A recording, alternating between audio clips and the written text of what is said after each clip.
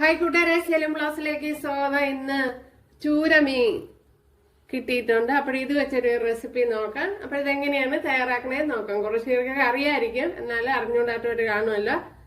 അപ്പോൾ വീഡിയോയിലേക്ക് പോവാം. അതിനുവേണ്ടി ഒരു 1/2 കിലോ ചൂരയാണ് എടുത്തിരിക്കുന്നത്. അപ്പോൾ കഴുകി വൃത്തിയാക്കി എടുത്തിട്ടുണ്ട്. നമ്മുടെ ഫിഷ് കണ്ടല്ല,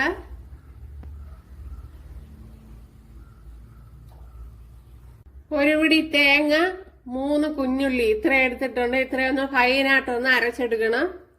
ഇവിടെ 1 ടേബിൾ സ്പൂൺ വെളിച്ചെണ്ണ ഒഴിച്ചു കൊടുത്തിട്ടുണ്ട്. അതിലേക്ക് ചില ഉലുവ ചേർത്ത് കൊടുക്കാം.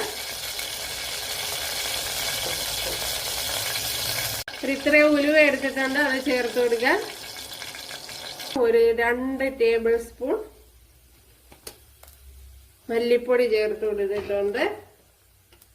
അത് കഴിഞ്ഞ് ഇതിലേക്ക് ഇനി കുറച്ച് മഞ്ഞൾപ്പൊടി.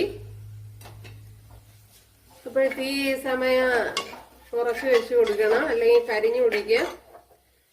ഇനി ഇതിലേക്ക് എരിവുള്ള മുളക് പൊടി 1 ടീസ്പൂൺ, അതേപോലെ എരിവില്ലാത്ത കാശ്മീരി മുളക് പൊടി ഒരു 2 ടേബിൾ സ്പൂൺ ചേർത്ത് കൊടുക്കുക. ഇനി ഇതിനെ ഒന്ന് മൂപ്പിച്ചെടുക്കണം. നല്ലതുപോലെ ഒന്ന് വറുത്തെടുക്കണം. ഇപ്പോഴും ഒരുവിധം പഴുത്ത മീനൊക്കെ ആണെങ്കിൽ ഇതുപോലെ ചെയ്യുമ്പോൾ നല്ല ടേസ്റ്റ് ആയിരിക്കും. ഇതുപോലെ ചെയ്തിട്ടില്ലെങ്കിൽ ചെയ്ത് നോക്കുക. ഒരു കുറച്ച് പേർക്കൊക്കെ അറിയായിരിക്കും. ഇനി ഇതിലേക്ക് നമ്മൾ അരച്ച് വെച്ചിരിക്കുന്ന അരപ്പൊഴിച്ചു കൊടുക്കുക, ചേർത്ത് കൊടുക്കുക. അപ്പോഴിത് കഴുകിയെടുത്തതാണ്.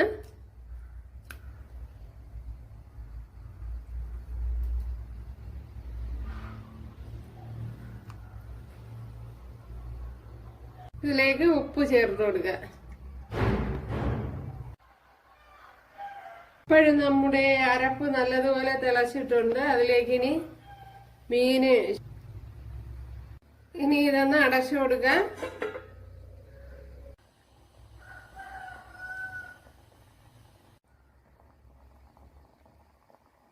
കറി കണ്ടല്ല, ആവശ്യത്തിന് കുറുകി വന്നിട്ടുണ്ട്. ഇനി ചട്ടിയിലിരുന്ന് ഒരു കുറവൊക്കെ കുറുവും കണ്ടല്ല. ഇത് ഇനിയൊന്ന് മാറ്റി കൊടുക്കാം. ശകലം വെളുത്തുള്ളി കണ്ടല്ല, നമ്മുടെ ചൂര ഫിഷ് കറി അടിപൊളി.